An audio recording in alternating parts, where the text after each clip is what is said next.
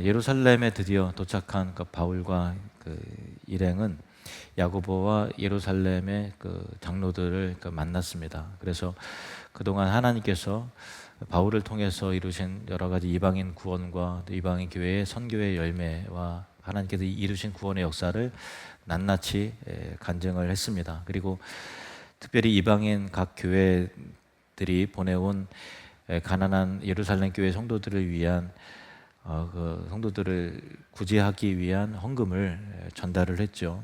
근데 그 헌금은 단순히 그 물질적인 개념을 넘어서서 이 헌금 안에 그리스도의 사랑이 있고 형제 애가 있고 또 이방인 교회의 진실성, 그러니까 유대인들이 이방인 교회를 좀 무시했거든요.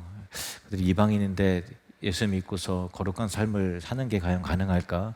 그들의 믿음이 과연 진실할까? 그래봤자 이방인 아닐까라고 하는 그 우려와 좀 하대가 그 유대인 그리스도인들이 좀 있었거든요. 그래서 이러한 헌금을 통해서 그 안에 담겨져 있는 그 믿음과 그 성숙함과 그 열매, 그게 이제 그리스도 이방인 교회와 유대인 교회가 예수 그리스도 안에 하나라고 하는 그런 것이 확증된 열매로서의 대단한 가치가 있었죠. 그래서 이 헌금 전달은 단순한 헌금이 아니라 이방인 교회와 예루살렘 교회가 그리스도 안에서 하나라는 것을 입증시키는 기독교 역사에 있어서 굉장히 중요한 분기점이 되는 그 중요한 사건이었던 것입니다. 그래서 예루살렘 교회의 그 리더들과 모두들은 그들의 간증과 또 헌금을 통해서 하나님께 감사와 찬송을 올려드렸어요. 그런데 뜻밖의 난관을 마주하게 됐는데 다시 이 모임 속에 긴장이 조성되는 것을 봅니다. 사역 보고를 듣고 하나님께 영광을 돌리는 데까지는 좋았는데 그 이어서 하는 얘기가 예루살렘 유대인 그리스도인들 중에 믿는 자가 그 수만 명이 있는데 그들이 그 율법의 열성을 가진 자들인데 그 사도 바울에 대한 나쁜 소문을 접하고 그래서 그 바울에 대해서 좋지 않은 그 생각을 갖고 있다라는 이야기였습니다. 20절, 21절 말씀을 보시면 그들이 듣고 하나님께 영광을 돌리고 바울더러 이르되 형제여 그대도 보는 바에 유대인 중에 믿는 자가 수만 명이 있으니 다 율법의 열성을 가진 자라. 내가 이방에 있는 모든 유대인들을 가르치되 모세를 배반하고 아들들에게 할례를 행하지 말고 또 관습을 지키지 말라 한다 함을 그들이 들었도다. 당시 예루살렘에는 유대교에서 개종한 수만 명의 유대인 그리스도인들이 절기를 지키기 위해서 집결을 한 거예요. 원근 각처에 있다가 절기 때 다 모여들잖아요. 그래서 그들이 모이면서 그들 가운데 퍼져나가는 소문은 바울이 율법을 무시하고 모세를 배반했다. 그러니까 변절자다라고 하는 그런 이야기를 듣고서 바울에 대한 좋지 않은 감정들이 이제 그 팽배해 있는 그런 상황 속에서 우려가 돼서 이 장로들이 말을 하는 거죠. 이때까지만 해도 신약 성경이 확정되기 전이었기 때문에 그 구약의 율법과 또 신약의 복음의 관계가 그 신학적으로 명확하게 정립되기 전이었기 때문에 혼재된 상태 속에서 있었거든요. 그래서 유대교로부터 개종한 유대인 그리스도인들은 예수 그리스도를 구주로 영접했지만 동시에 그 율법에 따른 유대교의 전통, 유대의 전통을 여전히 절대시하는 그런 그 습관이 있었어요. 마치 그 19세기 말에 조선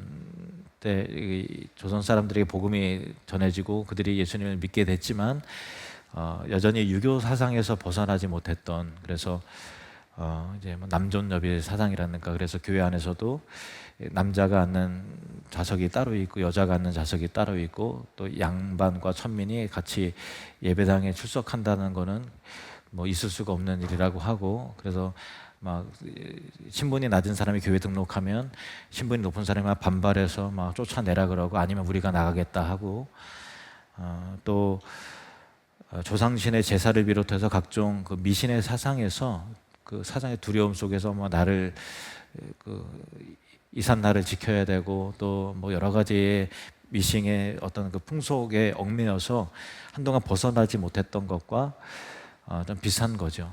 무속신앙, 또 유대교, 그 유교적인 전통, 또 불교의 전통 그런 것이 혼재 있는 상황 속에서 예수님을 믿지만 여전히 그 관습, 구습에 얽매여 있던 그런 모습들 비슷하다고 볼 수 있을 것입니다. 그래서 유대인들 중에서도 예수님을 믿었지만 율법과 전통에 대한 열성이 가득해서 이 바울에 대해서 험담하고 비방하고 또 이 바울이 모세를 배반하고 모세를 율법을 지키지 말라고 가르치고 또 유대인들에게 할례를 받지 말라고 이렇게 한다는 잘못된 나쁜 소문을 듣고 오해하고 분개히 여겼던 사람들이 당시에 많았던 것입니다. 좀 추가적으로 설명을 하면 율법의 두 가지 측면이 있는데 첫 번째는 이게 구원과 관련된 측면이에요. 유대인들은 이제 구약 시대 유대인들은 그 율법을 지켜야 구원받는다고 생각을 했던 거죠. 바리새인들이. 율법이 구원의 조건인데, 근데 사실 우리가 죄성을 가지고 태어난 인간이 하나님께서 죄를 안 짓는 거는 이제 불가능하잖아요. 나름대로 열심히 지킨다고 하지만 그러니까 자꾸만 이제 자기를 포장하고 의인인 척하고 그렇게 열심을 다하지만 자기가 죄인이라는 걸 인정하지 않는 거죠. 우리는 우리의 의지나 능력으로 율법을 온전히 지킬 수 없어요. 그래서 율법으로 우리 행위로 구원받을 수 없죠. 그래서 바울은 구원의 조건으로서의 율법을 단호히 거부했던 거고요. 이것이 예수님의 가르침이고요.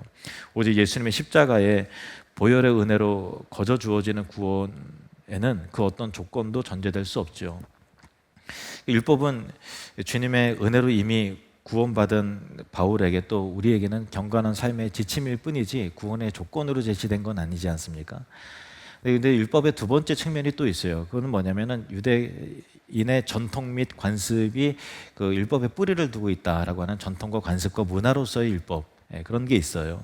그래서 유대인의 문화와 전통과 관습은 그 출처가 모두 율법이었는데, 그러니까 유대인이었던 바울 역시 조상 대대로 내려왔던 그 전통과 관습은 문화로서 존중이 여기는 거죠. 그래서 바울이 이방 지역을 선교할 때 2차 전도 여행 때 디모데가 합류를 하는데, 디모데는 어머니가 유대인이었고 아버지가 헬란이었는데 그때까지 할례를 받지 못했어요. 근데 바울이 디모데에게 야, 너는 이제 우리가 복음을 전하는데 유대인들은 할례를 중요하게 여기니까 너가 할례를 받아라. 그래야 복음에 걸림이 없고 정서적으로 거리낌이 없으니 너는 할례를 받는 게 좋겠다. 그래서 디모데를 하여금 할례를 받게 했던 그런 그 바울이었습니다. 구원의 조건으로서가 아니라 그들의 정서와 문화와 관습을 존중히 여기는 바울의 태도가 물론 있었던 거예요.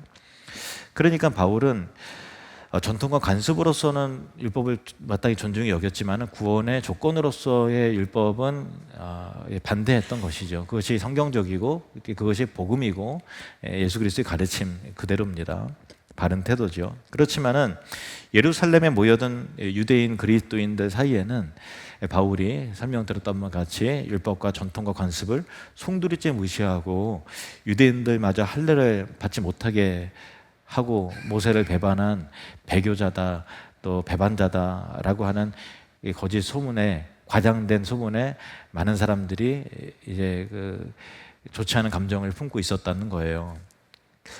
그동안 그것은 바울이 가는 곳마다 바울을 배교자로 간주하고 죽이려던 유대 교인들이 퍼뜨린 거짓 모함과 선동과 그런 것에 추측과 상상과 또 뭐 풍문이 더해지고 괴담이 더해지고 해서 실제 바울이 아니라 이상한 모습의 바울로 그렇게 그리고 정죄하고 또 적개심을 품었던 유대인 그리스도인들의 정서와 그 당시의 그 생각이 있었다라는 거죠. 이런 악소문이 예루살렘에 팽배해 있었고, 그것을 예루살렘 교회의 그 장로들도 바울 이런 큰일 나겠는데 하고 되게 걱정을 하는 거죠.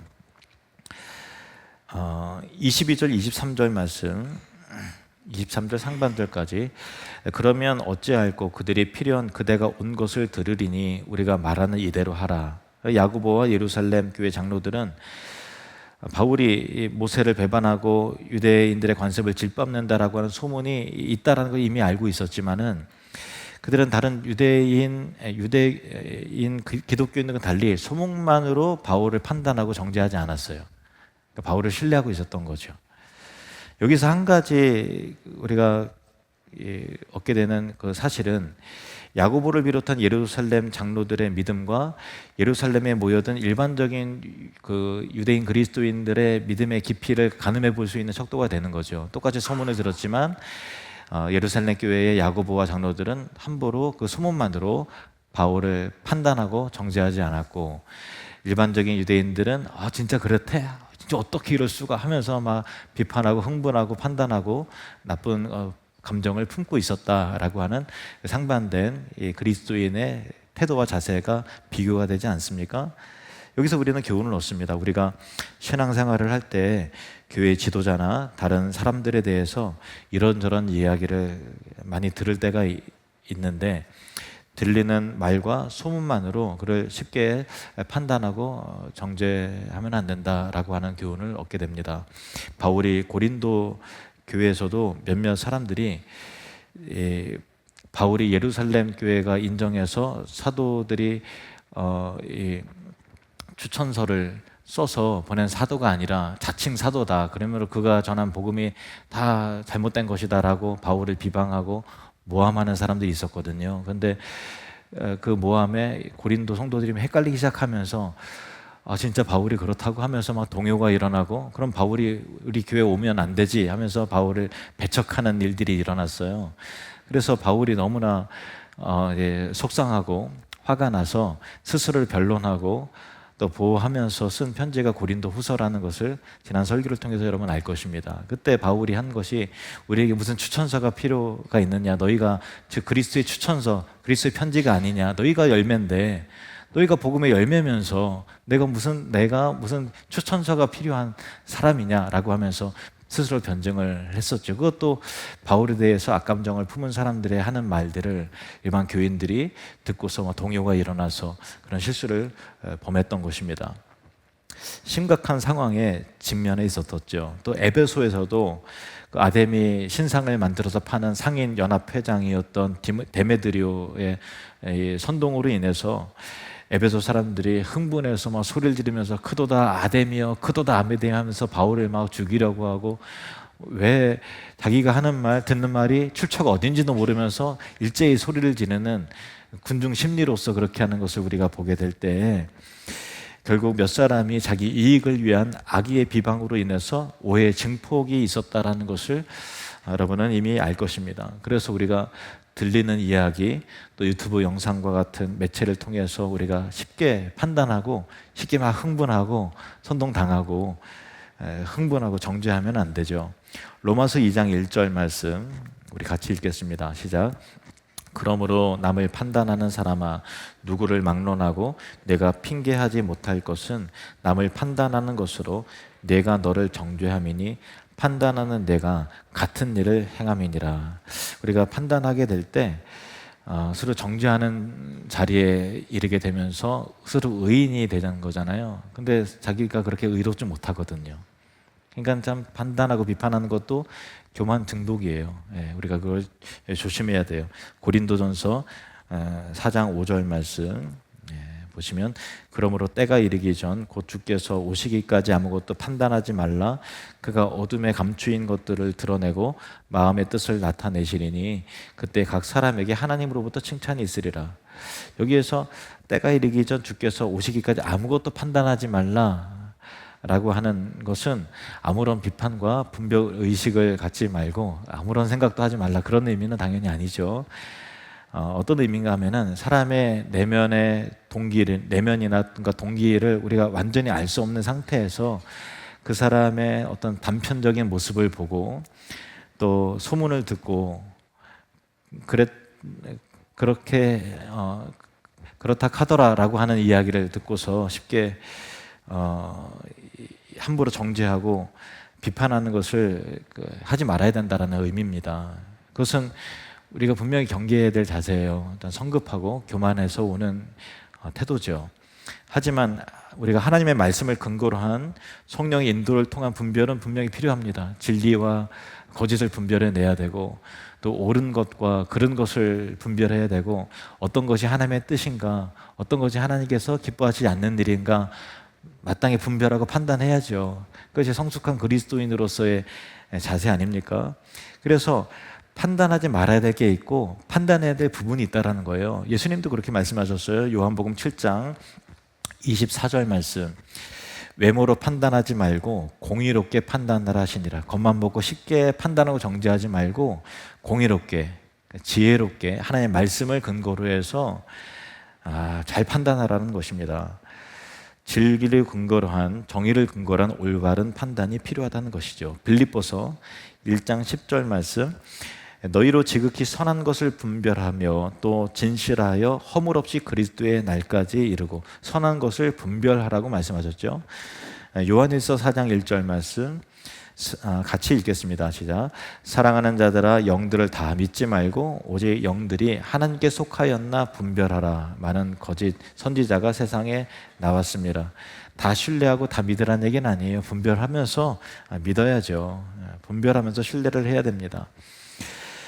야고보와 예루살렘의 장로들은 바울에 대한 이상한 소문과 모함 속에서도 그 바울을 믿어야 될 사람을 신뢰하고 믿었던 거예요. 그래서 변함없이 신뢰했을 뿐만 아니라 바울에게 이런 상황인데 우리가 말하는 대로 이렇게 했으면 좋겠다라고 이제 구체적인 방책을 제시를 하는데, 그 내용은 23절에서 25절 말씀입니다. 우리가 말하는 이대로 하라. 서원한 네 사람이 우리에게 있으니 그들을 데리고 함께 결례를 행하고 그들을 위하여 비용을 내어 머리를 깎게 하라. 그러면 모든 사람이 그대에 대하여 들은 것이 사실이 아니고 그대도 율법을 지켜 행하는 줄로 알 것이라. 주를 믿는 이방인에게는 우리가 우상의 제물과 피와 목매어 죽인 것과 음행을 피할 것을 결의하고 편지하였느니라 하니. 마침 예루살렘 교회에 일정기간의 자신을 하나님께 드리는 그 나실인 서원을 한 사람이 있었어요. 근데 그 서원한 사람이 4명 있었는데 그들의 서원 기간이 막 끝나는 그런 참이었거든요. 근데 구약성경 민수기에 보면은 나실인 서원의 기간이 있어요. 어떤 사람은 6개월, 1년, 뭐 아니면은 또 5년, 10년, 더 평생.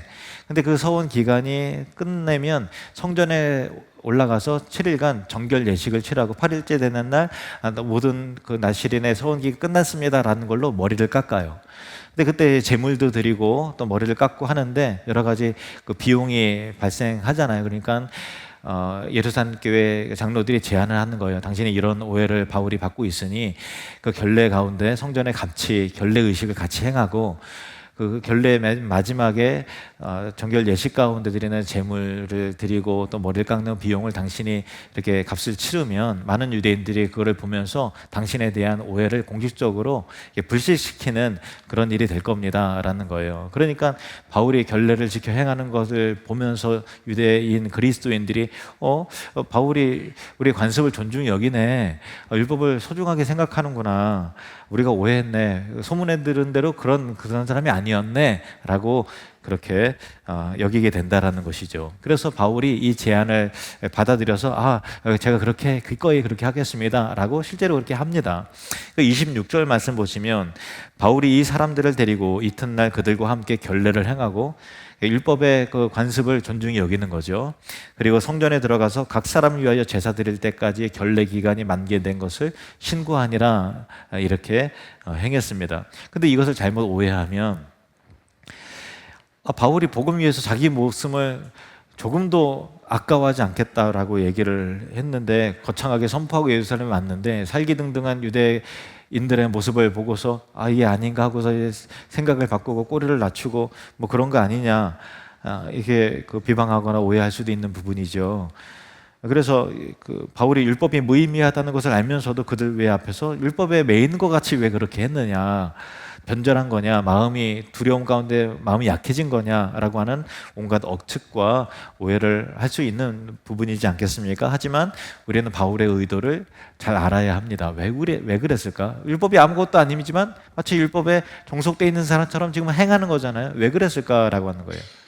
주를 위해서 죽기도 각오했다라고 선언했는데 왜 이렇게 행했느냐라고 하는 부분이죠.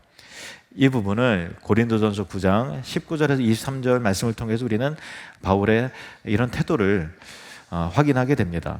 19절에서 23절 말씀, 내가 모든 사람에게서 자유로우나 스스로 모든 사람에게 종이 된 것은 더 많은 사람을 얻고자 함이라.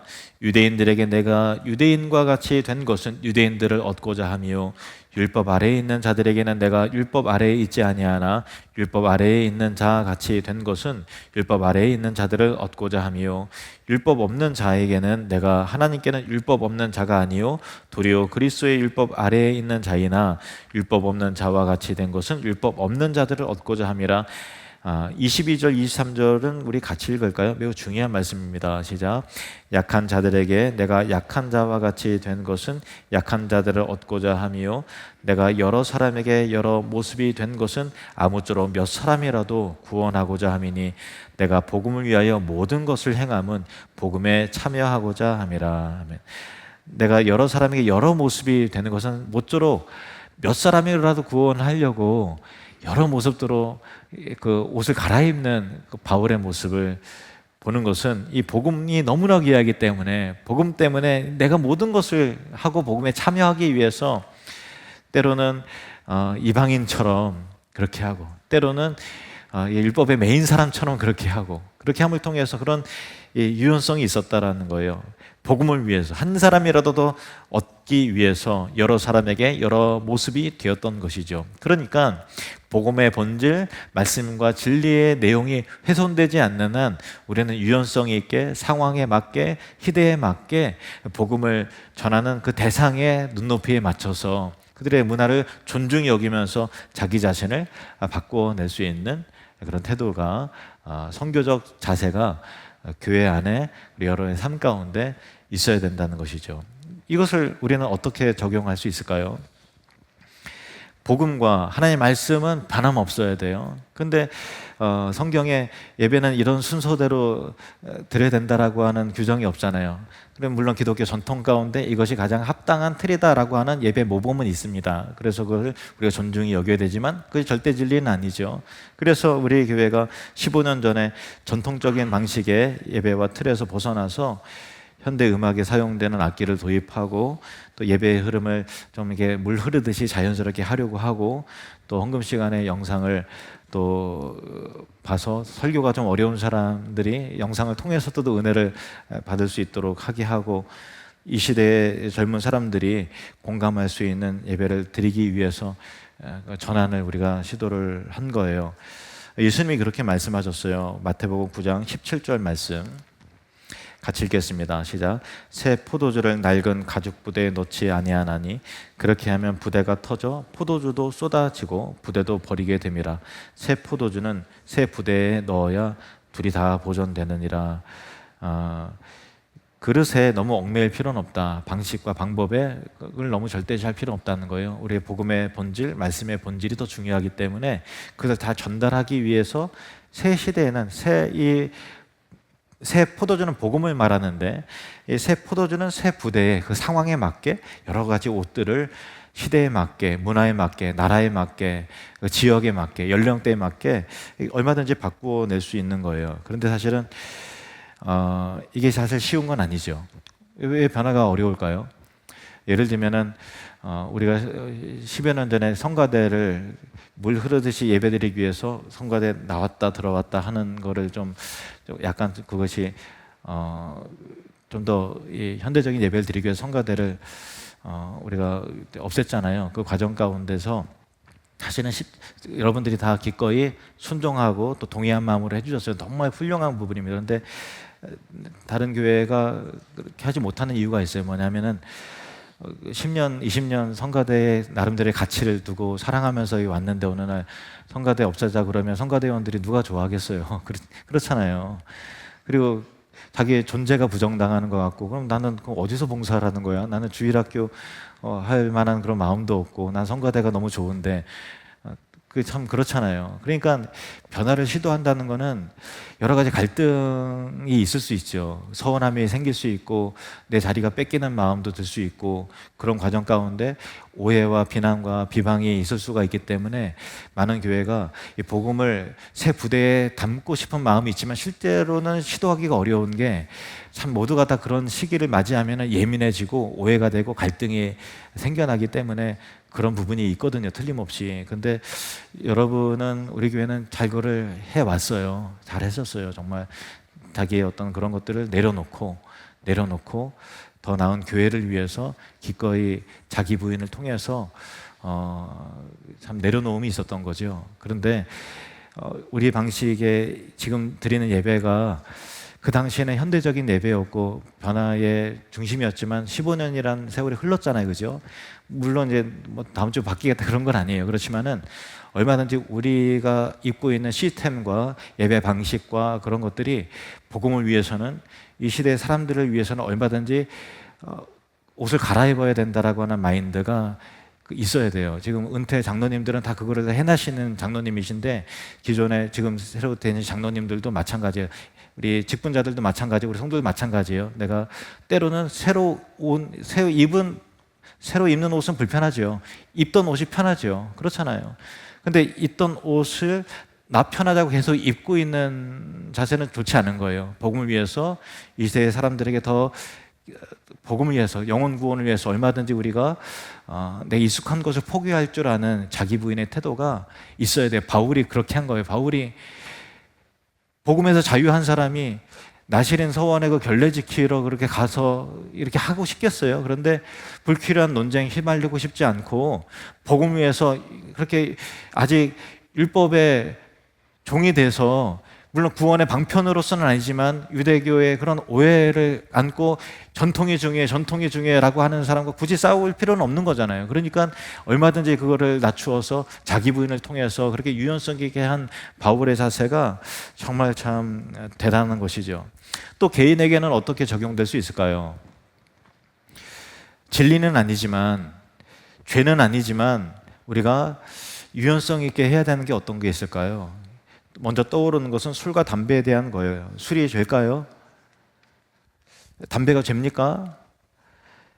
아니면 비교적 건강에 덜 해로운 이 전자담배는 요즘에 점점 시대가 발전되니까 뭐라고 판단하기 애매한 그런 것도 많이 생겨나고 있어요. 전자담배는 괜찮은가 아닌가, 그것을 신학적으로 죄냐 아니냐라고 하는 부분에 있어서 여러 개 논쟁이 있을 수 있겠죠. 그런데 우리가 먼저 생각하는 것은 복음 안에서 죄냐 아니냐라는 것을 깊게 생각하는 것보다 더 중요한 자세는 무엇이 하나님께 영광이 되고 무엇이 그리스도인으로서 경건한 삶에 타인에게 덕을 이루는 것이냐라는 관점에서 우리는 늘 바라봐야 된다는 거예요. 우리가 복음 안에서 구원받고 자유한 사람이네, 늘 이게 죄냐 아니냐 그거를 따지기보다 무엇이 하나님의 영광을 위한 것이고 무엇이 타인을 배려하는 것이냐라고 하는 관점에서 늘 봐야 되는 거죠. 그것이 사랑이기 때문에 그렇습니다. 고린도전서 10장 23절에서 24절 말씀 우리 같이 읽겠습니다. 시작. 모든 것이 가하나 모든 것이 유익한 것은 아니요 모든 것이 가하나 모든 것이 덕을 세우는 것은 아니니 누구든지 자기의 유익을 구하지 말고 남의 유익을 구하라. 복음 안에서 모든 것은 다 가해요. 우리가 그렇잖아요. 복음은 자유인데 자유의 기쁨을 주는 거잖아요. 모든 것이 다 가해요. 그런데 모든 것이 다 자유하다고 모든 것이 유익한 것은 아니라는 거예요. 모든 것이 가하나 모든 것이 덕을 세우는 것은 아니죠. 누구든지 자기의 유익을 구하지 말고 남의 유익을 구하라. 여기서 남의 유익을 구하라는 것이 다른 사람의 요구사항을 막 들어주고 한 잔해 그러면 그래 부정하지 말고 마시고 그러는 얘기가 아니라 다른 사람의 영적이고 본질적인 유익, 그러니까 영혼 구원을 위해서 또 그 사람의 탐을 통해서 그리스도의 삶의 모습을 진정한 거룩하고 경건한 삶의 모습에게 도전을 주고 나도 저 사람처럼 저렇게 될 수 있을까라고 하는 그런 영적인 거룩한 도전을 주는 그런 삶을 살아야 된다는 거예요. 그래서 영적인 타인의 유익을 위해서 자신의 자유를 때로는 제한할 수 있는 것이 진정한 성숙한 그리스도인의 삶이라는 것입니다. 고린도전서 10장 31절에서 33절 말씀 보시면 이것도 같이 읽겠습니다. 시작. 그런즉 너희가 먹든지 마시든지 무엇을 하든지 다 하나님의 영광을 위하여 하라. 유대인에게나 헬라인에게나 하나님의 교회나 거치는 자가 되지 말고 나와 같이 모든 일에 모든 사람을 기쁘게 하여 자신의 유익을 구하지 아니하고 많은 사람의 유익을 구하여 그들로 구원을 받게 하라. 유대인에게나 헬라인에게나 하나님의 교회나 성도들에게나 교회 바깥에 있는 사람이나 교회 안에 있는 사람이나 걸리는 사람이 되지 말라는 거예요. 근데 자유인데 그게 아니라는 거예요. 물론 자유하죠. 그러나 하나님의 영광이 되는 것이냐, 거룩한 하나님 말씀에 내 태도와 삶의 모습이 시험거리를 주진 않는가, 경건한 그리스도의 삶의 모습을 통해서 거룩한 도전을 주는 삶을 내가 살아내고 있는 것인가 라고 하는 부분에 있어서 나는 자유하지만 그 사람에게 시험을 주는 거라면 내 태도를 바꿔야죠. 내 습관을 바꿔야죠. 그렇지 않겠습니까? 그 사람의 믿음을 위해서, 그 사람의 영적인 유익을 위해서 자기의 자유도 때로는 제한할 수 있는 것이 경건한 그리스도인의 삶인 것이죠. 이것이 주님을 닮아가는 아름다운 삶인 것입니다. 결국 바울이 성전에 들어가서 나실인 서원을 한 사람들과 똑같이 결례를 행하는 것은 구원을 얻기 위해서도 아니요, 두려움 가운데 태도와 입장을 싹 바꾼 것도 아니라 더 많은 생명을 얻고자 위해서, 율법에도 자유하지만 율법의 종로로 탄 사람들의 모습이 그러하니까 자기도 그런 모습을 보여줌을 통해서 불필요한 오해와 논쟁에 휘말려서 그 사람들이 시험 들지 않도록 하기 위해서, 또 에너지를 낭비하지 않기 위해서 율법 아래에 있지 않지만 율법 아래에 있는 자처럼 자기 자신을 율법 아래에 놓는 그 겸손하고 유연성 있는 모습이 얼마나 귀합니까? 이것이 진정한 사랑이죠. 우리 모두가 이런 사랑과 배려와 유연성과 복음을 위한 삶이 있는 성숙한 교회와 성도의 모습이 되시기를 바랍니다.